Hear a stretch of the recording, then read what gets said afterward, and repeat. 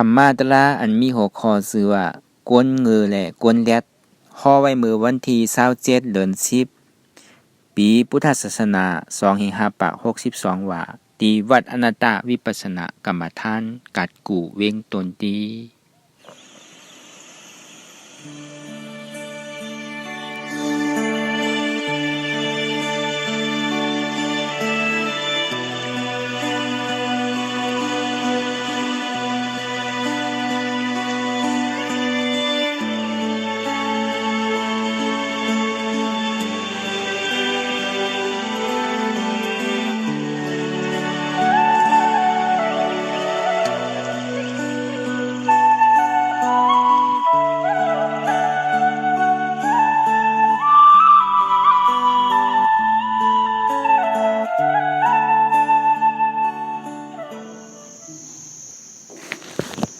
ก่อนที่นางปฏิวัติกูกรรมในเขา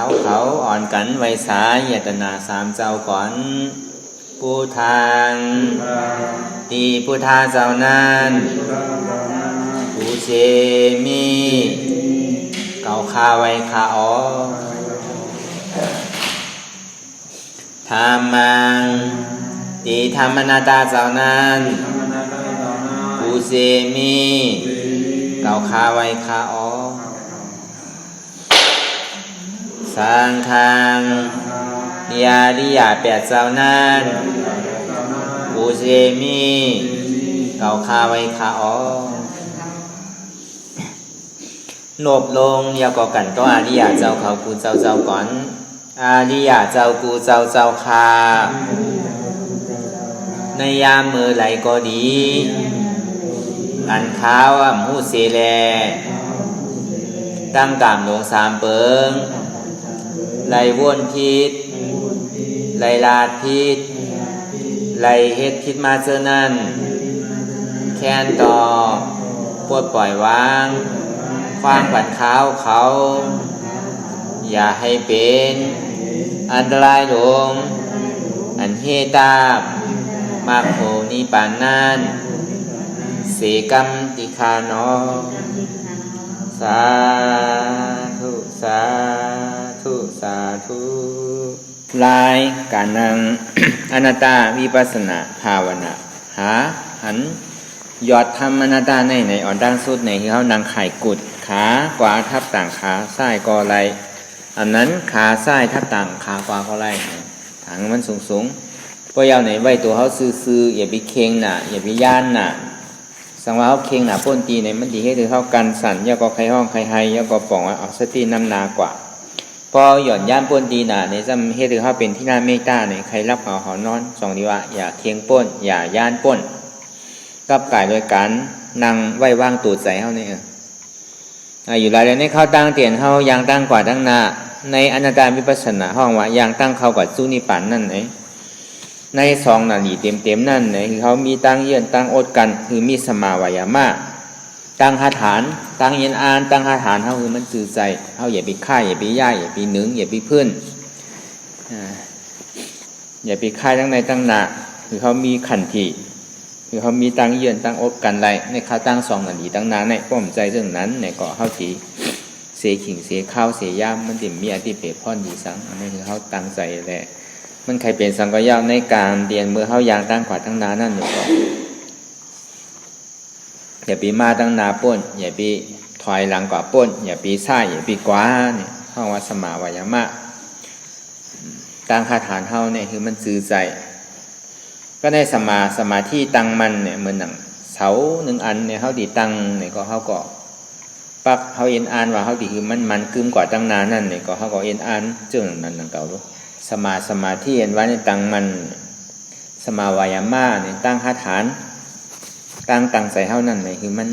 เป็นห้องว่าอธิษฐานในเขาตั้งเตียนเขายางกว่าตั้งนานนั่นเนี่ยเขาติ่มก้านเขาติ่มโกเขาติ่มค่ายเขาติ่มเพื่อนเขาติ่มหนึ่งเขาติ่มลูกเขาติ่มมึนตาในป่องอธิษฐานชื่อใจในเสียนตาสายตั้งตาดีรับทุกข้าไรเต้ห้องว่ามักแห่งกาแปดเปิงนั่นสมาธิที่ตั้งหันชื่อใจสมาสังกัปปะตั้งวนชื่อใจสมาวาจาตั้งอุปตั้งลาตั้งสานั่นก็ชื่อใจส สมาอาชีวะการเล่งต้องเล่งใส่ก็จือใจ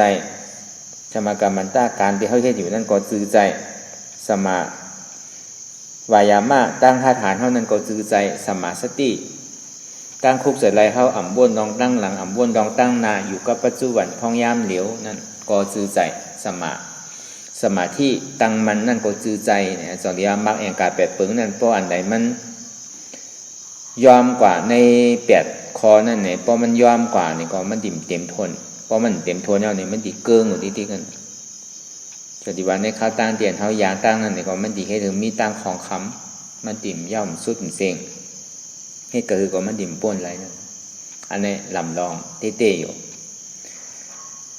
อาจจะมีว่าลอกลายอ่อนตั้งนั่นเนี่ยคือเขาหนังคือแหละเขาติหมอพาว่างว่ามั่นใจตัวเกาเต้มั่นใจใจเกาเต้มั่นใจเวทนาของเกาเต้เนี่ยในสามเปิงเนี่ยเขาถูกดีคู่ดีๆป่องใจดีๆคือเข้าใจดี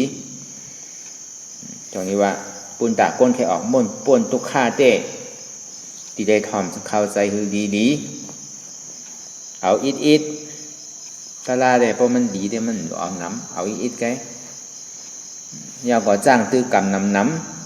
ำยาวลาดเก๋ๆทำเก๋ๆเนี่ยอันนี้ปุนตาก้นแค่ออกป่นตุกฆ่าพอถอมน้ำเอาน้ำเฮ็ดอิดซ้ำลาดน้ำเนี่ยก็มันดิ่มได้นั่นแหละอันนี้เราก็คนในตั้งใจถอมจอมอะไรมันถูกดีเอาก็เอาตาลาแต่พอมันใจเอาเนี่ยก็คอเหลียวมันก็เป็นตาลาอะไรเพื่อการเขาดีป่องอันไรก็เพื่อทางละมันป่องหยาบป่องเย็นก็เปิดอัตตาอวิจจะในกลโลกาทั้งมือทั้งเสียงเนี่ยมันมีกลเงือเลยกลแดดมีสองกอกกลเงือนั่นห้องอวิจจะกลแดดนั่นห้องอวิจจะกวยกาป้อศาสนาพุทธข้ามพาเป็นเจ้าในสู่สามสู่ในอ่ำเกิดในได้ก็เป็นก้นอ้าเสียงก้นหนังเก่าเป็นก้นเงือตึงหมดตึงเสียงในโลกาทั้งหมดทั้งเสียงนั้นอาจารย์ดีว่าในกับป่านพ้องยามเดี๋ยวนั่นในห้องว่ามันยังมีก้นสองก้ออยู่ก้นเงือเลยก้นแดดก้นแดดหันวิจาหันขันธาหาเปิงนั่นเป็นอนัตตาอันในห้องก้นแดดก้นเงือสัมพันธ์ว่าขันธาหาเปิงนี่เป็นอัตตาเป็นขันธาเก่าอวิจาหันพิษจองนี้ว่าห้องว่าเป็นก้นเงือหันว่ามีโหมีขามีมือมีตัวมีตินหันว่าเก่ามีหันว่าเก่าเป็นเนี่ยเก่าเป็นก็ในเก่าเป็นก็นาเนี่ยเก่าเป็นก้นใจเนี่ยเก่าเป็นก้นเท้าเก่าเป็นก้นมีสื่อมีเสียงเนี่ยอันนี้ก็เปิดเก่าเป็นเขาจะได้เอาเก่าอันนี้ออกเสียงก็ในเก่าเป็นอันซ้ำเป็นเก่าทั้งหมดเป็นเก่าเฮ็ดเป็นเก่าสร้างเป็นเก่าให้ทางสร้างปองไว้เนี่ยอันเนี้ยแน่ก็ที่ได้เอาออกแล้วป้อมใจเรื่องนั้นเนี่ยมันดีเป็นก้นเงืออยู่ที่นั่นน่ะเป็นเก่าเป็นเก่ามีปีเก่ามีน้องเก่ามีหอเก่ามีเฮินเก่ามีเงินเก่ามีคำเก่ามีเสื้อเก่ามีเคอเก่ามีวานเก่ามีเมืองเก่ามีกำผาเก่ามีเหลินมีเหลากันในกำนึงสุดเนี่ยมีเก่ามีโหเก่าขาเก่ามือเก่าตัวเก่าจินเก่านั่นน่ะกระโจมมันตีผ่านเก่าสามตัวมันเจ้าไรนั่นเนี่ยเพราะห้ามหันเจ็บเนี่ยมันผ่าไรจนที่ว่าเพราะมันเจ็บปวดเกิดขึ้นมาทุกข้าที่มันปวดเกิดขึ้นมานั่นเนี่ยเขาอย่าไปก้านอย่าไปโก้เพราะห้ามหันนั่นในตาเขาตีผ่าเก่าอันสามตัวนี่คาหยับอันมันพงอันมันปิวอันมันวนเลือกวนเหลือนั่นก็เปลือมันก็อยู่จอมเก่าเป็นเก่ามีนั่นน่ะเพราะว่ามันหันเจ็บหันทุกข้ามาเนี่ยมันจึงที่ว่ามีเก่าอ่ะมีโหเก่ามีขาเก่ามือเก่าต่อถึงพอจุ้นว่าอันมีเก่านั่นน่ะมีโหเก่ามีขาเก่ามีมือเก่ามีตีนเก่าจุ้นตัวแล้วซ้ำติได้จุ้นใจว่าอ่ำใจเก่าจุ้นใจแล้วซ้ำติได้จุ้นทุกข้าจุ้นเจ็บแทนอันเนี้ยอันเท่ามันนั่งอยู่บ้านใดสี่ปอกเลย2 นาทีตีเกสุดก็ให้หนังเก่าย่าอ่ำไปใจว่าเฮ็ดเต้เด้ออันนี้มันเป็นปุ่งหมานมันก็หนังเก่าวันใด4 ปอกเลย2 นาทีนี่มันเป็นธรรมดาเต้มันเป็นปุ่งหมานโยโย่เลยปฏิวัติเต้ก็กับกวนปูนตาอันใครออกม้วนปูนดอดเนี่ยมันติโตขึ้นมันติคัดใจขึ้นขิงข้าวยามมันเนี่ยมันติปั่นเสียขิงเสียข้าวยามเป็ดอะไรที่มันดื้อถึงเย้าเนี่ยก็มันติหิมข้าวยามส่วนโตเนี่ยเป็นห้องว่ากวนแรดกวนวิจารก็เบอร์สังละหิมคือมันนั่งเพราะหึงนั่งหนกนั่งคือทุกข้านั้นพอเกิดนั่นก็เบอร์ทางก็เบอร์ใครหันเก่าไว้หนังเก่าพอหันเก่าในสัมผัสได้จุ่นเก่าจุ่นโตเก่าหันใจเก่าสัมผัสได้จุ่นใจเก่า หันเจ็บเก่าสมัยจุนเจ็บเก่าทั้งกำอันเนี้ยที่เขามานั่งเข้ายามถึงนั่นเนี่ยก็ปูว่าถูกหันเก่าไว้หนังเก่าแล้วก็พ้นเป็นเรื่องนั้นในใจมันพงมันปิวนั่นน่ะอันนั้นน่ะมันตีให้ถึงเขาอ่ำเย้าอ่ำสุดอ่ำเสียงไอ้ปอกตัวสมุทัยเสียจานนั่นก็ไปทางน่ะอาตาหมาหน้ารอผ่าอาตาว่าเก่ามีเนี่ยเก่ามีโหมีขามีมือมีตีนหมาหน้าว่ามีเก่าเนี่ยรอผ่าว่าใครได้เย้าอ่ำหมออิ่มอ่ำหมอวืออ่ำหมอจานอ่ำหมอนายอ่ำเย้าอ่ำสุดอ่ำเตอหิบบอกเนี่ยก็เปื่อเนี่ยเป็นตัวสมุทัยเสียจานเต้ๆกันเดียวอันนี้มันดีกว่าลองสั่งหนังมันดีกว่าลองใจไว้หนังใจเดี๋ยวมันโพ่งบิววนดื้อวนเด้อเนี่ยมันกว่าเนี่ย3 ตัวก็บอกว่าตอซาอัตตะหมาหน้ารอผ้า3 ตัวเนี่ยเป็นตัวเหตุทางเอาจ้องทุกขะแต่ว่าเอาตัวเหตุแหละเป็นเนี่ยมันใจมันเป็นใจใจทางหน้าใจที่อันวนนั่นใจที่อันโพ่งบิวตรงนี้ว่าหนังหือใจตัวนั้นมันโพ่งบิวไรนั่นไหนที่ไรหันเจ็บที่ไรหันตุกข่าเพราะเมื่อไรหันเก่านี่มันกว่าเพราะมันหันตัวเก่านั่นเพราะมันหันใจเก่าแล้วมันกว่ามันหักหนาเดือเปื้อนนั่นอันว่าหักลูกหักล่างหักปีหักน่องหักเงินหักคำหักขอหักเคินหักวานหักเมืองเนี่ยเหรียญเสียงอันมันหักหนาเดือเปื้อนนี่หักตัวเจ้าเก่าตรงนี้ว่าเพราะเขาหักตัวเจ้าเก่าเขาติได้หาตัวเจ้าเก่าที่เตว่าอันเขาหักหนาเดือเปื้อนนี่เป็นไผ่ก็ในพอผู้หันถึงป่องแจ้งแน่ใจว่าอันที่เก่าหักหนาหรือเปิ้นนี่เป็นตัวเก่าอันที่เก่าหักหนาตัวเก่าซ้ำเป็นใจเก่าอันที่เก่าหักหนาใจเก่านั้นซ้ำเป็นเจ็บเก่าในเก่า3 ตัวนั่นเนี่ยจองที่ว่าที่ได้มีหมักตายญาณสมาธิที่ตั้งหันซื่อใจห้องว่าวิจารสมาธิที่ตั้งหันซื่อใจหันสังหลักในตัวใจเจ็บนั่นเนี่ยมันเป็นรูปเป็นนามเป็นเวทนาไว้มันมีตัวมันมีใจอันนี้เขามาปิ้งแยว่ามันเป็นตัวมันเป็นใจมันเป็นก้นยิงมันเป็นก้นใจมันเป็นเปี่ยวเก่ามวลเก่าซื้อเก่าไว้หนังเก่าที่เต้มันอ่ำใจเต้มันอ่ำมีเต้จองนี้ว่าในเฉพาะอันที่มันมีอยู่เต้เนี่ยมันเป็นรูปธาตุอันที่ยามว่ามาเสียมันเป็นธาตุ4 เปิงอันนี้เราปล่องใจแลวนอันเท่าดีวนลองอันที่มันย่อมสุดตึกอย่างเกิดก็มันตึกไรนั่นในตั้งหลังป้นมาต่อถึงพ้องย้ำเดี๋ยวก็อ่ำไปสุดไปเสียงต่อในต่อถึงพ่อตายก็อ่ำไปสุดไปเสียงจองว่าเมื่ออ่ำไปหันตุกข้ามเมื่ออ่ำไปหันเจี๊ยบเตือนนั่นเมื่ออ่ำป่องใจเนื้อตราทำเตือนนั่นเนี่ยก็คือเฮาวนลมถอยใจเลยสังในลมถอยใจเนี่ยก็มันก็เป็นกายะอันหนึ่งใจที่พ่วงผิวนั่นก็เป็นใจเรียนพ่งผิวอันหนึ่งเวทนาเรียน5 บุญนั่นเนี่ยก็เป็นเวทนาในดูวิญญาณวิญญาณนังเก่าก็ไอ้การพอตัวในปรมาตมันเต้ๆนี่ก็มันมีอย่างละมันก็เป็นเฉพาะธาตุดินน้ำลมไฟแกมันมีสังเตก็เพราะว่ามันมีธาตุดินน้ำลมไฟอยู่ในขันธ์หาวเนี่ยมันก็จึงดีปิ่นปุ่นแดกลายกว่าที่อ่ะอันนั้นพอเขากับว่าเป็นเก่าเป็นเมื่อเก่ามีเก่าเป็นเก่าในเนี่ยก็มันตึกว่าเป็นก้นเงือเป็นก้นเป็นก้นบอดอยู่อันนี้มันก็เปื่อเนี่ยอันที่มันห่มภาพตาไว้คือเขาเกิดตายอ่ำเย้าอ่ำสุดอ่ำสิงหิปอกจองที่ว่าหนังดินเมืองเนี่ยมันนายกว่า240,000 โยชนะอัตตาเนี่ยมันนาถึงในแทงขึ้นกว่าถึงเนื้ออากาศป่นเมืองผี6 โค้งเมือง35 โค้งในเป็นอัตตาเสียงนาว่าแต่นั่นตันเด้อมันง่ายๆหนึ่งก็เพราะเขาป่องเขาหู้เนี่ยเขาก็ตีจับมันกว่าดีๆกันก็ในพอเขาป่องเขาหู้เขาก็มันเป็นคันธาจองนี้ว่าพอเขาป่องหู้เนี่ยก็คันธา5 เปิงนั่นไหนเป็นอนัตตาพอเขาป่องหู้เนี่ยก็เขาป่องว่าคันธา5 เปิงเนี่ยเป็นเก่าเนี่ยเป็นคันธา5 เปิงในก็ซุ่มมันขึ้นดีๆกับ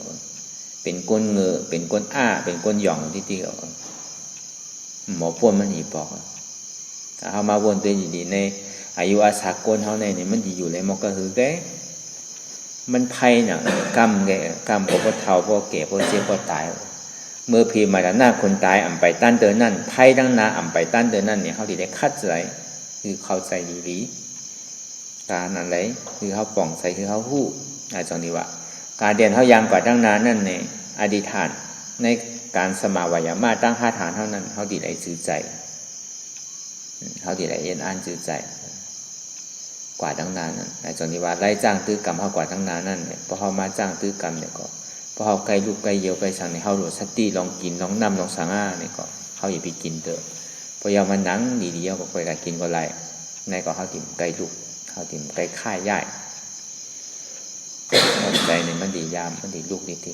ในพวกเป็นซึ่งนั้นเนี่ยมันดีพิษดีเปิงกว่ามันดีเป็นหันพิษมันก็ไรของพี่อยู่ที่นั่นน่ะได้เกิดแล้วตายตายแล้วเกิดนั่นคือเรียกเข้าดิ่มหันพิษไรของพี่ทั้งนั้นเนี่ยเข้าดิ่มเรียกคัดใจอยากโดยตลาธรรมอันเกิดขึ้นในตัวใจในเวทนา3เปิงเท่านั้นอันเนี้ยเดี๋ยวมันมีเตะ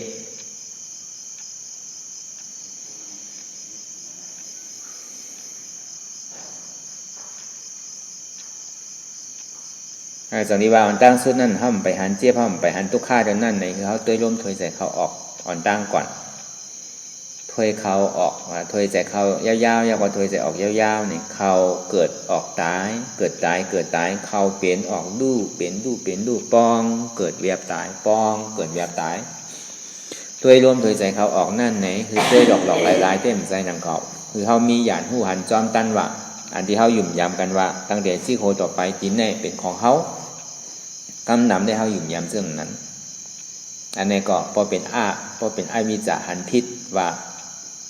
ตั้งแต่โหถึงขาเนี่ยเป็นตัวเก่าอันนี้นั่นคือได้เขาดิ่มหันพิษทางไหนเนี่ยเขาก็ถอดไม่ได้ตัวจ้างคือกรรมกว่าก็ในสมาแตกเนี่ยว่าก็เปิดสังสมามันใจตัวเก่าก็เปิดสังสมามันเป็นตัวเก่า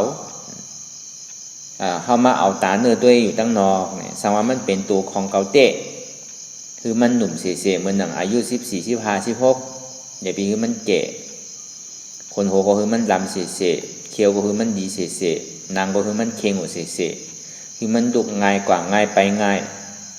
อันนี้เขาว่าตั้งนอกไว้หนังเก่ามันเป็นไรนะมีหูก็หูดกมีตาก็ตาโมมีเคียวก็เคียวว่างนางเหี่ยวลูกหยาบนางหยาบไปหยาบกินหยาบเกี้ยวหยาบแน่มันเกิงอ่ะนะตีแต่มันเกิงกูมือกูวันอ่ะกวยกะเขาหันตันถึงเสต้านเนี่ยก็ในใจดื้อเขาเนี่ยเขายังหยุ่มยามว่าเขาไปตายง่ายๆเขายังตึกหนุ่มอยู่เขายังอายุสักดียืนยาวอยู่เขายังไปใครตายเด้อเขายังตึกหนุ่มตึกกรรมอยู่ในใจตึกๆห้างไผ่ห้างมันในเปลี่ยนที่ไหนเสียงในใจพุทธศาสนาอันว่านั้นเปลี่ยนที่ไหนมุ่นหมดอ่ะจากนี้ว่าสังว่าเขากัดแขนบ่ดันนั่นเนี่ยสังว่ามันเป็นตัวของเขาเต้เนี่ยถอยใจเข้าย่าวเนี่ยอย่าไปขึ้นถอยใจออกถอยใจออกย่าวเนี่ยอย่าไปปอกขึ้นถอยใจเข้าจากที่ไรอะไรเนี่ยพอมันปองไม่ย่าวเนี่ยอย่าไปคือมันเบียบต้องมันอ่ะพอต้องเบียบย่าวเนี่ยอย่าไปคือมันปองตัวจากที่ไรอะไรสังว่าเข้าย่ำออกก็ตายสังว่าออกย่าวเข้าออกย่ำเข้าขึ้นก็ตายสังว่าป้องย่ำเบียบเนี่ยก็ตายสังว่าเบียบย่ำป้องเนี่ยก็ตายจากนี้ว่าการเกิดตายนี่มันไพ่น่ะป้อตายก็เกิดอันเดียวว่าเขาเกิดออกตายนั่นอันนี้คือเขามีหยาดหูหันว่าเขาเกิดออกตายเขาเป็นออกลูกป้องปองว่าเกิดเบียบปองว่าตายนั่นปองว่าป้อเขาย่ำออกก็ตายป้อออกย่ำเขาก็ตายป้อตายเอาสมดีใดเกิดเดือดใส่เกิดตายนี่มีอย่างทางจองวันหลังมาก็เปลี่ยนเรื่องนั้นหนังเก่าต่อในต่อถึงป้อกว่าตั้งนานนั่นก็สมดีเปลี่ยนเรื่องในหนังเก่ามันจะมีพรดีอย่างนั้นจองนี้ว่าเขามาทบญาพุทธศาสนานั่นเนี่ยอ่ำใจซึ่งนั้นนางฮือแลเขาติ่มได้เกิดนางฮือแลเขาติ่มได้แก่นางฮือแลเขาติ่มได้เป็นตั้งเจ็บไม่ใครหนาวนางฮือแลเขาติ่มได้ตายนางฮือแลเขาตีอันที่เขาใครไรซ้ำไรนั่นก็เหตุถือเขาเป็นทุกข์ะอันที่เขาทำใครไรเขาซ้ำไรนั่นเนี่ยก็เหตุถือเขาเป็นทุกข์ะนั่นนางฮือแลมันติ่มมีอันนี้เป็นวิธีต่างที่จ้างตื้อกรรมมันเนี่ยก็เปิดสั่งเนี่ยมันเป็นมาซึ่งหนังหือเนี่ยอันนี้เขามาจ้างตื้อกรรมนั่นน่ะกวยกะอ่อนตั้งสุดแต่เนี่ยก็คือเขาเมายุ่มยำว่าในตัวของเขาในอ่ำใจตัวของเขาเตะใครคือป่องเสียงแรงใจซึ่งหนึ่งนั้นกวยหนังกอบเตียนเขาอยากโดยในวิปัสสนาญาณอยากโดยขันหาสิโหต่อไปกินน่ะเมื่อหนังร่วมถอยใสนั่นเนี่ยมันอุปเปิงไรรู้อันนี้คือเขายุ่มยำว่ามันใจตัวของเขาเตะอันที่ว่าเขาย่ำออกก่อมและออกย่ำเขาก่อมและมันง่ายเลยเพราะนั้นร่วมถอยใสนั่นโดยมันหันง่ายอันนี้เขาห้องวิญญาณสมาธิที่หันสะพอมันเตะ หันว่าพวกเขาย่อมเกิดก็เขาย่อมออกก็ตายพวกออกย่อมเขาขึ้นก็ตายอันนี้เป็นห้องว่าอันเตะหันอยู่เตะเตะแจงแจงแรงแรงอันเขาหันอยู่เตะเตะแจงแจงแรงแรงที่มันกับจับตัวเขาอยู่นั่นเนี่ยก็เขาย่อมอุปเปิงไรอันนั้นน่ะคือเขาอยู่บะมันอ่ำใจตัวของเขาเตะก็บอกว่ามันใจตัวของเขาเตะเลยมันจึงเรียกว่าเป็นอนัตตาอ่ำใจตัวเขาอันนี้ข้อที่หนึ่งคือเขาเอาอย่างเป็นอย่างเขากับตัวอีตัวตะลานว่าได้อ่ำตัวไก่ตัวในตัวเสาเก่าซ้ำขึ้นเอามันจำเนี่ยมันยากตัวดีมันหนุ่มห้ามันเทาว่าเนี่ยเขาตัวคือเขาตัวเนี่ยคือพอเกิดสังเวชการตะละอ่ำตัวเปิดตัวเขานั่นน่ะจ่องมันเหมือนเก่าอยู่หือเนี่ยอันเนี้ยตัวเสาเก่าขึ้นอันเนี้ยพอเขาหันยาวเนี่ยก็จองนี้ว่าเขาตัวตันคือเซต้าเนี่ยก็ตานเขาที่เกิดสังเวชการตะละเนี่ยมันเก่งอ่ะจองนี้ว่าเขาที่ได้มาเหตุการณ์มันนั่นน่ะเหตุถือตุกข่าเกิดเหตุถือผู้หันถึงเต้ว่าอ่ำใจตัวเก่าเต้อันนี้เปิงทีหนึ่งอันใดที่มันใจตัวเก่าเต้มันอ่ำอู้เปิงเพราะงั้นมันไหนมันเป็นอนัตตาอ่ำใจตัวเก่าก็ในพอตัวร่มเถยใจมากกว่ากั้นหนึ่งยาวเนี่ยต่อเต้ป่องใจได้สังป่องใจได้สังใจห้ามใจสังเนี่ยก็ลองเอาว่นตัวหยีดีสังว่าป่องใจในปากคุณป่องใจกว่าหนึ่งคุณก็ยังแค่เดิมป่องใจอันนี้เขาก็เหตุการณ์มันอยู่เอารู้อิดนำมาเนี่ยก็เหมือนหนังมอนั่นน่ะเพราะมันดีอยู่มันนำมันยดอยู่วันไหนหนึ่งเมียนหนึ่งมีก็มอเตโมพอมันมอมันดีอยู่ก็การมันเตะมาเนี่ยก็ใส่ตาหนึ่งก็มันเข้าทั้งว่ามันดิล้วนแปดก็หนังเก่าสองที่ว่าการการเท่าดีใครออกมนปนรอดนั่นเนี่ยก็เมินหนังนั้นหนังเก่าป่องใจอีลอยก็ลายอยู่ก็หนังเก่าก่อยเก็บปออิดปออดนี่ก็สองที่ว่าถ่อมคือเข้าใจดีเอาอิดนี่ก็ปออันว่านั่นอันนี้เปิงหนึ่งอันที่พุทธะข้ามท่าเป็นเจ้าวานั่นตัวนั่นอ่ำใจตัวเก่าก็เปิดอ่ำใจตัวเก่าเลยจองที่ห้องว่ามันเป็นอนัตตาในปป่องความตายเขาก็ในพอตัวเขากว่าดีตัวหมอกกำหนึ่งยาวในใจมันดีพ่งผิววนดึกวนเดือเป็นเริงเป็นเล่ามุนงิดอยู่หยาบขึ้นขั้นขันใจจ้าใจอ่ำดีในมันปอกเกิดขึ้นมากำหนำแต่มันก่อกับปอกเกิดขึ้นลองตั้งหลังแหล่ลองตั้งหน้าเอาลองตั้งหลังนั่นมาวนเป็นลองทุกขะเอาลองตั้งหน้านั่นมาวนเหมือนหนังเป็นลองสุขะลองตั้งหลังปนมานั่นนี่เมื่อหนังเมื่อเจ้าปนมาเมื่อว่าปนมาวงปนมาเดือนปนมาปีปนมาก็ห้ามหย่องเอากว่าวนต่อถึงจาปนมาเนี่ยก็มีอยู่จากนี้ว่าลองตั้งหลังนั่นเนี่ยหนังคือแลมันดีเจ็บตั้งไรล่ะเหมือนหนังเขาถมน้ำลายตกลงหินเหมือนหนังเขาขี้เขาเยี่ยวตกใส่ถังขี้ถังเยี่ยวเย่าเนี่ยเขาดีปอกเก็บกินขึ้นนั่นก็อ่ำได้เหมือนหนังดำนี้มันตกลงกว่าในแผ่นดินเนี่ยที่เอาปอกขึ้นมาเหมือนเก่าก็เป็นไรมันเหมือนหนังของตายนั่นน่ะของนี้มันเย่าก็มันก็เอาขึ้นไรอ่ะเพราะเขาเอามาวนเมื่อไหร่ก็เป็นทุกข้าวนั่นก็หนังเก่ามีอะไรที่เปรียบพรดีสังมันเกขึ้นไรอ่ะเหมือนหนังก้นโหปุดนั่นน่ะติดต่อกันขึ้นคือดีก็มันเป็นไรอ่ะก้นโหขาดนั่นมันเหมือนหนังนั้นก็หนังเก่ากำปั้นนำได้เข้าผู้เข้าเอาลองตั้งหลังมาวนติกันวนซื่อล่ะกำกว่าก้นก้อนในกำกว่าก้นก้อนหนากำกว่าลูกกว่าล้านการแย้นการปีการนอกการเจอกาคือกาปอกาแม่กว่าก้นจอดเจมดยาวในซ้ำกว่าเฮิรนในเฮิรนนาปอกว่าเฮิรนในเฮิรนนาจอดเจียวในซ้ำกว่าวานในวานนาปอกว่าวานในวานนาจอดเจียวในซ้ำกว่าเอิงในเอิงนาปอกว่าเอิงในเอิงนาจอดเจียวในซ้ำกว่าเมืองในเมืองนาปอกว่าในเมืองจอดเจียวในซ้ำกว่ากำเมืองไตกำเมืองไทยกำเมืองมันเนี่ยกว่าพอจอดพอเจหมดหนังเก่าใส่พงใส่ผิวตัวนั้นเนี่ยมันง่ายๆมือมันไปหันตุกข้ามือมันย่ำไปหันเส้นจ่าตัวนั้นเนี่ยก็กว่าพงผิว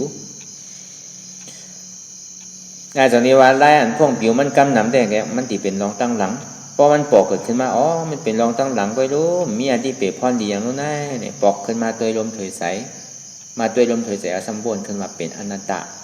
ก็ได้มันวนรองตั้งหลังอย่างนี้มันสำกับวนรองตั้งหน้า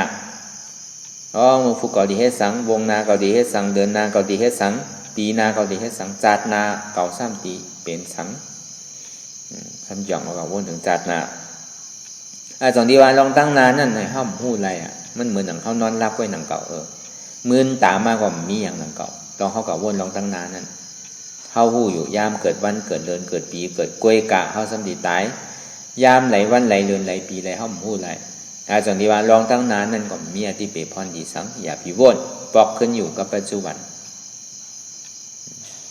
ปัจจุบันอันหมานแม่นเลยเพราะนั้นลมถวยใจใจก็ตัวทุกข์ตัวเจ็บแน่เป็นปัจจุบันมันหมานแม่นมันเต็งอยู่เสียมันหันอยู่ง่ายมันเหตุการณ์อยู่เสียนั่นก็ในเหตุการณ์คือก็ได้เนี่ยทิ้งการคือก็อย่าใจยังตึกพ่งปิวคือเขาวนบ้างว่าจึงใจนี่ก็อ่ำอุบเปิงไรเต้เนาะอ่ำไข่พ่งก็พ่งอยู่อ่ำไข่ปิวก็ปิวอยู่อุบเปิงจี้สั่งอ่ำไรเป็นปอกไรเป็นกำปยาวกว่าซ้ำดูกว่าซ้ำกับปอเป็นต่างซื้อต่างรองอันนี้คือผู้หวานปองแสงแรงใจว่าใจเขานั่นก็อ่ำใจเขาเต้สังว่ามันเป็นใจเขาเต้ในใจเขาวนอันไหนคือมันเป็นอันนั้นก็เปิงมันอ่ำใจเขาแหละมันจึงติ่มเปลี่ยนเหมือนใจเขาวนยังพงยังผิวยังว่นกว่าตั้งในว่นละตั้งหน้าว่นก็ว่นแบบหลอกลายมันก็ไรเต้มันก็เปลี่ยนเต้อันนี้คู่อันป่องแจงแรงใจว่าใจเขานั่นก็อ่ำใจเขามันใจเขานั่นมันเป็นอนัตตาอ่ำใจเขาอันนี้ข้อที่สองคือคู่อันป่องแจงแรงใจว่ามันใจตัวใจเขาก็ในข้อที่สามนั่นในห้องว่าเวทนาในเวทนานั่นในก็มันมีสามเปิงทุกขะสุขะอุเบกขาบางปอกบางขิงบางข้าวก็อับสุขะซื่อสาใจน่ะเปี่ยวมุนซื่อน่ะตอนนั้นเขามันนังกะลาบางปอกก็นังคำเดียวก็อับแค่มน่ะอันทุกขะเปี่ยวมุนซื่อเย็นสีอับนังเป็นวันเป็นสองวันก็อับติ่มเป็นสังในกล้วยกาห้ำนังไรนังเก่าแต่บางปอกก็มันนังย่ำตั้นคือก็เป็นทุกขะปอกเกิดขึ้นคำเดียวบางปอกมันนังเนี่ยก็อับข้านไว้ในห้องเป็นอุเบกขาในเวทนาสามเปิงนั่นเนี่ยมันพอมีการแบกลายเอาสวัสดีว่ากำนำแต่เพราะทุกข้านี่มันปวดเกิดขึ้นมานั่นเนี่ยเขาดีโกมันเขาเคยมันหายนะทุกข้านั่นก็ในพอสุขข้าปวดเกิดขึ้นมานั่นเนี่ยเขาซ้ำโจมเขาเคยมันหายสิอิดเคยมันเป็นที่ไหนจะติ๊กอย่าปีมันหายไว้การซ้ำเกิดดีในหนังเก่ามาบอกอุเบกขาที่มันปวดเกิดขึ้นมาก็เป้ข้านเป้สังกอมหูบ้วนสังกอมปอกสองที่ว่าในสามเปิงนั่นมันขึ้นไรทุกข้าที่มันปอกเกิดขึ้นมานั่นในก็อย่าไปโกมันหนังเก่ามันกึ้มสุขาที่มันปอกเกิดขึ้นมานั่นในก็อย่าไปโจมเตอมันก็มันกึ้มอุเบกขาที่มันปอกเกิดขึ้นมานั่นในก็อย่าไปคาดมันก็มันกึ้มหนังเก่าสองที่ว่าในเวทนานั่นก็อ่ำเกอดีไรมันอ่ำใจสุขาของเขามันอ่ำใจเปี่ยวมนเซ่อเหมือนหนังที่เก่าวนกำนำที่เขาดีวนว่าเขาเปี่ยวเขามวนเขาซื้อเขาสาเขาจ่อหนากำนำในที่เป็นซึ่งนั้นที่เต้มันก็มันกึ้มหนังเก่าเพราะเมื่อไรเขายุ่มว่ามันเป็นซึ่งนั้นเพราะว่ามันตุกข้ามากเนี่ยมันดีตุ่มเติมมาโหดใจกันเดียวจนนี้ว่าเพราะเขาพึกไว้เอาเนี่ยก็ตุกข้านั่นก็มันกึ้มอันทาได้หยาบนั่นเนี่ยอันว่าตุกข้านั่นมันกึ้มอันนี้ทาหยาบอะไรนั่นน่ะก็เพื่อเขาติดสุขามาหึงเขาไปเขาย้ายเขาไข้เขาหนีมันก็หายกว่าพอมันเจ็บมาเขาพื้นไปเนี่ยก็หายกว่าอันนี้เขาไปมันเสียลงเขาใครทบใครย่ามันนั่นนะก็ในสัมติคือยอมภาพว่าทุกขานั่นมันกึ้มในมันก็พอเขาพูดจังมันเนี่ยก็เขาก็วางเลยพอเขาพูดจังมันเนี่ยก็เขาก็การมันได้ยังไงน่ะในสามเปิงนั่นก็เปลือมันเปลี่ยนซึ่งนั้นแหละตอนนี้ว่าเวทนานั่นก็อ่ำใจเก่าก็อ่ำใจมันก็อ่ำใจเก่าอะไรที่มันใจเก่าก็อ่ำใจมันนั่นมันเป็นอนัตตาอ่ำใจเวทนาของเก่าตอนนี้ว่าตัวใจเจ็บมันมันกึมมันใจของเก่ามันใจของเก่าเนี่ยมันถึงที่เข้ามามันเป็นอนัตตาเป็นอนัตตาในปาลีที่ห้องว่านามะดูปังอานิจังนามเลยรูปนั่นมันกึ้มพยาธิเหน่ะก็มันกึ้มเนี่ยสองที่ห้องว่ามันเป็นเพศไพ่เดือดไม้ห้าวแห้งแข็งน่ะมันมีเพศไพ่อะไรที่อันห้าวแห้งแข็งหรือในแข็ง ห้องว่านามารูปังอันนี้จังตัวใจนั่นมันกึมเนี่ยตรงนี้ห้องว่าตัวใจนั่นเป็นเพไพเหลือดไม่ห้าวแห้งแข็งน่ะมันมีเพไพอันใดที่อันห้าวแห้งแข็งหรือในแข็งเนี่ยนามารูปังทุกขังพยาเถนะอันไรดีมันกึมนั่นพิฆาเวเนี่ยพิฆาเวอันว่านั่นปองว่าก็อันหันเพไพเกิดแก่เจ็บตายเขาเนี่ยอันที่เขามาใส่ชื่อว่าพิคุสมณเณรอย่างก็ยาวแต่อันนั้นแต่มันเป็นปีเงียบไว้หนังเก่าอันว่าเป็นดุอ่อนอันว่าเป็นก้นเท่าอันว่าเป็นก้นเฮิรนอันว่าเป็นก้นยิงก้นใจอ่ะเพราะว่าหันเพไพเกิดแก่เจ็บตายเป็นทุกข์ผู้ว่าทุกข์นั่นเป็นอนัตตาหันทุกข์เป็นอนัตตาในห้องเป็นพิฆาเวก็อันหันเพไพเกิดแก่เจ็บตายใครออกม่วนป้นร้อนในการเกิดแก่เจ็บตายนั่นจึงเรียกกึ่งฐานห้องว่าเป็นภิกขุในปาลีในห้องว่าภิกขเวพุทธาคารพาเป็นเสาสำคัญถามลูกครับเจ้าว่าภิกขเวเนี่ยก่อนหันเพไฟเกิดแก่เจ็บตายเขาเนี่ยสุหันถึงว่าตัวใจดุบหนามนั่นมันกึ้มเป็นลู่แหละสุหันถึงว่าหนังหือมันทุกข์เนี่ยมันสุขเนี่ยมันเปลี่ยวเนี่ยมันเซอเนี่ยมันขานใจเนี่ยดุขเก่าเนี่ยไว้สาพุทธาคำพาเป็นเจ้าเฮาขาอันไรดีมันกึมนั่นมันเป็นทุกข์ค่ะใจเยาหมานเยาแมนเยาอันไรดีมันกึมนั่นมันเป็นทุกข์ก็เปอมันกึมเนี่ยส่วนที่เฮาว่านั่นมันเป็นทุกข์ส่วนที่เฮาว่านามะรูปังทุกขังพยาเถนะนามรูปนั่นมันกึมแหละก็เปว่านามรูปนั่นมันกึมในส่วนที่เฮาว่านามรูปนั่นเป็นทุกข์มันเป็นเพไพเดือดไม่ห้าวแห้งแข็งน่ะมันมีเพไพอันใดที่อันห้าวแห้งแข็งหรือในแข็งอันนี้ข้อที่สองนามารูปังอนัตตาอาสาลกเทนะสารังวัตานิปานังนามารูปังอนัตตานามและรูปนั่นก็เปลว่ามันกึมตัวใจนั่นใจเก่ามันกึมมันเป็นผลแดกลายค่ายเลยจองดีว่าตัวใจนั่นเป็นทุกข์นั่นก็พองงำอุปผลพองงำมันไหนตีเต้มันเป็นอนัตตานามารูปังอนัตตาอันว่านั้นอาสาลกเทนะมันเหมือนหนังต้นไม้เหมือนหนังตุ้มกล้วยมีตานั่นมีร่อนนั่นเหมือนหนังตุ้มกล้วยมีร่อนมีแกนเหมือนหนังอาสาลกเทนะสาลังวัตตานิปาสาลังเนี่ยมันเหมือนหนังต้นไม้มันมีตาเหมือนหนังบวกไม้พอใส่ตั้งเหนือลงตั้งใต้ป้อมมีตาเนี่ยมันก็โล่งดีๆนั่นห้ออนัตตาเกิดขึ้นตั้งอยู่ลู่กว่าเนี่ยก็ป้องความใต้เฮาอนัตตาเกิดขึ้นตั้งอยู่ลู่กว่าเหมือนหนังตาวันนั่นพอกลางในเช้ามาเนี่ยก็คืนมากลางวันมาเนี่ยก็เต็งอยู่พออยู่ตาวันตกกว่าเนี่ยก็ตกลงในห้องเกิดขึ้นตั้งอยู่ลู่กว่านี่เป็นเฉพาะอนัตตานิพพานังปรมังสุขังนิพพานังปรมังสุญญังนี่ก็ได้อันที่ยาวที่สุดที่เสียงเกิดทั้งแก่ทั้งเจ็บทั้งตายทั้งมีเป็นรูมีทุกข์อันที่มันมีเป็นรูมันมีทุกข์อันห้องว่านิจจามันกึมสุขะมีทุกข์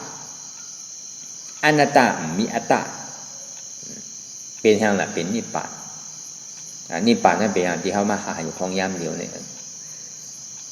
ที่เขามาหาอยู่ยามเดียวในห้องว่านิพพานเขาเหตุทางเอาอจองสุขะจอตึกใส่เหตุทางเอาอจองทุกข์ลงเหตุทางเอาอจองสุขะเป็นหือละเนี่ยอันนี้เข้ามาในตัวปรมาแล้วในตัวปรมาเป็นหือไว้ล่ะเกียนเท่านั่งรับตาหาอยู่กูมือกูขิงกูข้าวกูวันกูย่ามนั่นเขาหาอยู่ในเขาติได้หันสังติได้หันเจ็บนั่นน่ะมันเป็นการมันก็เปิดสังในมันเป็นการมันล่ะเจ็บนั่นมันมีอันเดียวเจ็บนั่นไหนมันมีสะพอเนี่ยปอป่องความเฮาในปีเงียบในของว่าโตรูปโตปอในปาลีในของว่ารูปมันมีหือไว้ล่ะเนี่ยมันเป็นสะพอรูปธาตุสีเปิงของว่าปฐวีเตโชวายโยอาโปเนี่ยธาตุสีเปิงในรูปธาตุสีเปิงนั่นไหนมันมีสะพอเจ็บแกนต้งตอดเนียดสานสั่นไหวคมไต่นิ้มห้อนไม้กัดหนาวนักเบาอ่อนแข็งสู้ตุ่มจับยายซึมหยอดเป็นดูในห้องว่ารูปธาตุสีเปิงปิ่นปุ่นแดกลายค่ายอยู่สืบเป็นสืบลูก กำถัดไฟปอกกำถัดดินปอกกำถัดน้ำปอกกำถัดลมปอกปิ่นปุ่นแดกลายติ๊กๆก้วยการเท่าดีหมอวนวางซึ่งหนังคือเลยป่องใส่ง่ายอ่ำซุกซักใจนั่นเนี่ยเมื่อหนังวายยอดถัดลมนั่นเนี่ยมันมีสะโพกเจ็บแกนตรงตอดเนตรซานสั่นไว้คมไต่นิ้มในเป็นถัดลมเสียงพอมันปอกขึ้นมาเนี่ยก็ห้องว่าเป็นถัดลมวายยอดถัดลุกถัดเป็นทุกข้าเสียจักหันว่ามันเป็นทุกข้าเสียจักผู้วันทุกข้าที่มันปอกขึ้นนั้นอ่ำวาไรอ่ำอุปเปิงพองงมันไหลเป็นอนัตตาในบ้วนดีสะพอถาดล้มอย่าปีกะว่ามันมีหัวมีขามีมือมีตินหันในดูถาดว่าในสะพอถาดล้มอันนี้มีเจ็บแกนตรงต่อนี้สันสันไว้คมไต่นิ่มในเป็นถาดล้มไกหันว่ามันเป็นทุกข้าเสียจักผู้วันทุกข้านั้นอ่ำวาไรอ่ำอุปเปิงพองงมันไหลเป็นอนัตตาก็ในตีโจถาดถัดไฟเนี่ยค้อนไม้กัดหนาวในห้องอาติโซทัดหันว่ามันเป็นทุกข้าเสียจักคู่ว่าทุกข้านั่นอ่ำว่าอะไรอ่ำผู้เปิงพองมันใดเนี่ยเป็นอนัตตาในวัวนี่เฉพาะทัดไฟในก่อนไรก็ในเฉพาะปฐวีธาตุธาตุหินนักเว้าอ่อนแข็งในเป็นปฐวีธาตุธาตุหินหันว่ามันเป็นทุกข้าเสียจักคู่ว่าทุกข้านั่นเป็นอนัตตาวัวในเฉพาะที่ธาตุดินนะเขาป่องใจในธาตุสีเปิงเขาวนในดุทัดสีเปิงนี่แหละหันทุกข้าวนทุกข้าเป็นอนัตตากว่ากำเดียวก็ไรก็ในพอทัดน้ำเนี่ยมันหันหยาบนะทัดน้ำเนี่ยป้อมพื้นเตเนี่ยมันนับต่อหันยังไงทัดน้ำเป็นเนื้อไว้ละจู้ตุ๋มจับยายจุ่มหยอดเป็นดูเนี่ยเป็นทัดน้ำก็บอกว่ามันมีจู้ตุ๋มจับยายจุ่มหยอดเป็นดูเลยหันว่ามันเป็นทุกข้าเสียจักผู้ว่าทุกข้านั่นเป็นอนัตตาอันนี้วัวในเฉพาะดูธาตุสีเปิงอะไรหันดูธาตุสีเปิงเป็นทุกข้าเสียจักผู้ว่าทุกข้านั่นเป็นอนัตตาในวัวในดูธาตุกำเหลียวกว่าอะไรก็ในย่ำไปปองใจเตอเนี่ยเข้ามาดีนามธาตุใจดีอันกับคู่ในห้องวันนามธาตุใจดีอันกับหันในห้องวันดูธาตุกรรมมันกะหันโหกรรมมามันกะหันขากรรมปยาวมันกะหันมือกรรมปยาวกะหันโตมันมีโหมันมีมือมันมีขามันมีโตมันมีสะพอดุธาตุสีเปิงอันห้องว่าธาตุนี้นำดุไผ่กล้วยกายยังอ่ำไปปองใจเตอเข้ามาในนามธาตุเข้ามาในนามธาตุนี้นามที่อันกับผู้จักอันเฉพาะเจ็บแกนตรงตอดเนตรซานสันไว้คมไต่นิ้มในเป็นทุกข้าอันนี้นามมันปอกเกิดขึ้นดีใจห้องมาเป็นทุกข้าเสียจักผู้ว่าทุกข้านั้นอ่ำว่าอะไรเป็นอนัตตาในของมันตัดกว่าดีในตัวหักเงาคำเดียวหนังเก่าเพราะเขากับหู้ใจเขากับหู้มันมีน่ะอันหันในอันหู้เนี่ยเหมือนกันอันหันเนี่ยเป็นรูปธาตุอันหู้เนี่ยเป็นนามธาตุอันหู้เนี่ยมันเข้ากว่าในหมักหัวใจอันหันเนี่ยมันอยู่ตั้งนอกด้วยการมันเข้าขึ้นได้ตั้งในเนี่ยมันดิ่มเหมือนกัน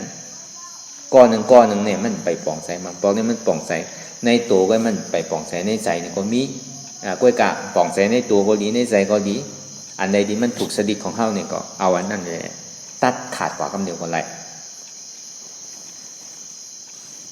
ใจที่กับหู้ทัดร่มดีว่ามาเหมือนเจ้าก็แน่ใจที่กับหู้ทัดไฟห้อนไม้กัดหนาวที่มันปอกเกิดขึ้นมาที่มันนอวิญญาณปอกเกิดขึ้นบ้านในนามธาตุหันว่ามันเป็นทุกข้าผู้ว่าทุกข้านั้นอ่ำว่าอะไรเป็นอนัตตาเนี่ยวนดีนั่นหันเป็นทุกข้าผู้ทุกข้าเป็นอนัตตาเนี่ยก็ตัดติเฉพาะทัดไฟในกำเนิดอะไรก็ในทัดดินนักเว้าอ่อนแข็งใจที่กับผู้เท่าวันนามนั่นหันว่ามันเป็นทุกข้าเหมือนมันนักเหมือนมันแข็งนั่นมันทุกข้าขานใจหนัก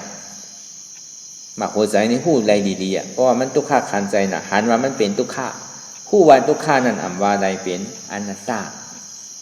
ตัดติอันใจนั่นก็นามธาตุนั่นก็ไรก็ได้ทราบกับหันใจนั่นกับผู้จักจู้ตุ้มจับยายจึงหยอดเป็นดูในห้องว่าเป็นอาปอทัดน้ำหันว่ามันเป็นทุกข้าผู้ว่าทุกข้านั้นอ่ำว่าไรเป็นอนัตตาในรูปในนามนั่นเนี่ยในเขาตัดอันนี้ก็ไรก็ในมาในเวทนาก็ในพอมันปวดในอันดูนามแล้วเนี่ยมันดีส่งมาดีเวทนา พอห้อมไปปองใส่ในรูปในนามพอเขาอยู่กับมันทื่อตันหนกหนามาเอาเนี่ยมันดีป้วนโตป้วนใจมันดีมาทีเวทนาก็เนี่ยพอมันมาในเวทนาสามเปิงนั่นบางปอกมันหยอกเขากามพออยู่ก็เบอร์ทางน่ะก็เปิดเฉพาะธาตุดินน้ำลมไพ่มันปิ่นปุ่นแดกลายอันนี้คือเขาปองใส่ดีๆว่าในเฉพาะธาตุลมและเฉพาะธาตุดินและเฉพาะธาตุน้ำและธาตุไฟนั่นเนี่ยเมื่ออันมันปิ่นปุ่นแดกลายค่ายอยู่เป็นดูอ่ำคืดอ่ำดื้ออยู่นั่นเนี่ยเวทนาเนี่ยมันอ่ำใจว่าดีทุกข้าเสียเมื่ออันสุขาก็มีเมื่ออันทุกข้าก็มีเมื่ออันอุเบกขานั่นก็มีไอ้จากนี้ว่าในเวทนาสามเปิงนั่นเนี่ยก็เพื่อทางหลักมันแตกไรซึ่งหนังคือหลักเหมือนหนังธาตุไฟเนี่ยแหละพอไหมพอกัด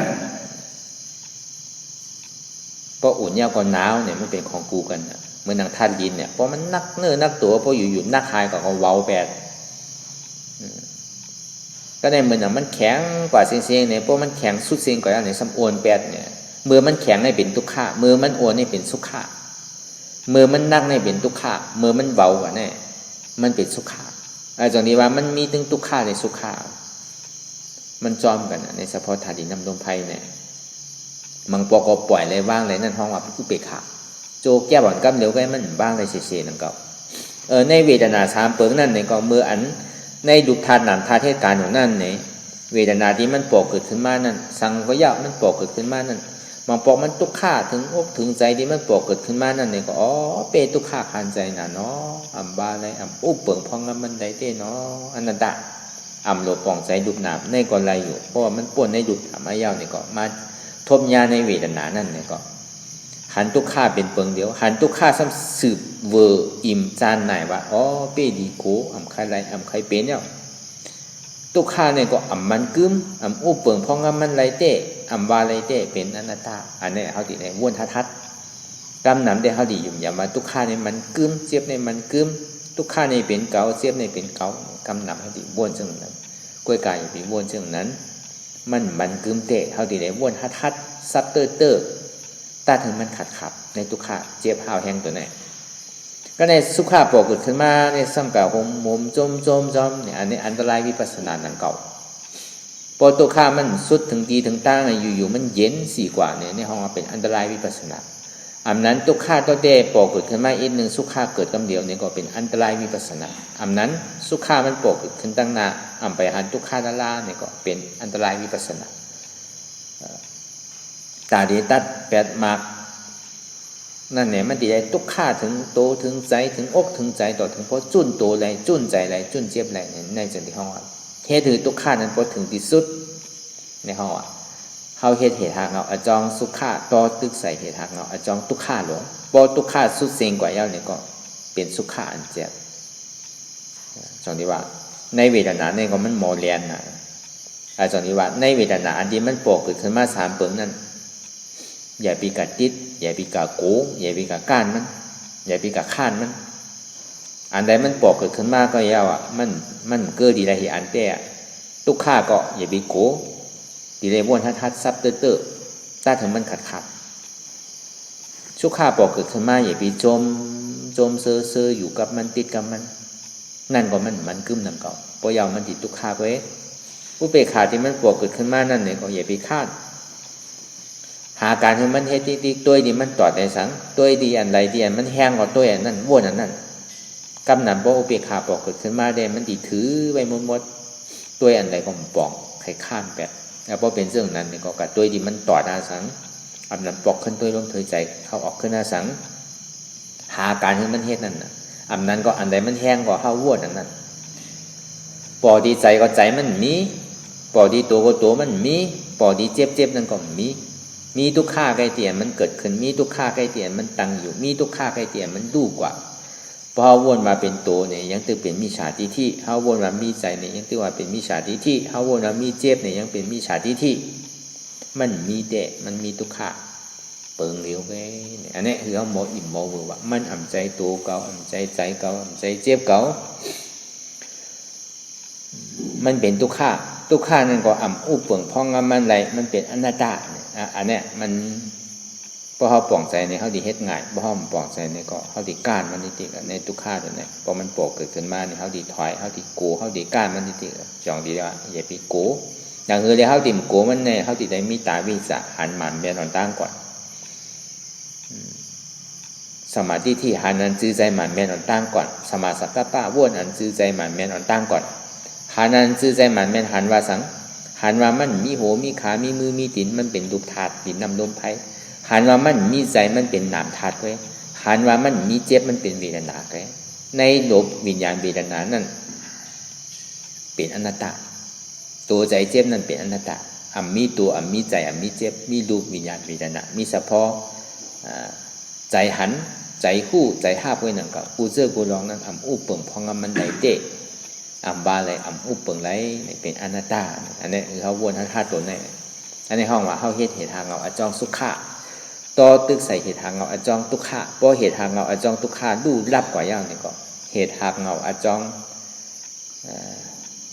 ผลอโจทุกขะนั่นก่อนรับกว่าไรเดียวหรือเสียเหตุทางเงาอจองสุขะเลยอโจสุขะที่มันอยู่ไอ้จงนี้ว่านั่นห้องว่าเป็นนิโรธาเสียจาน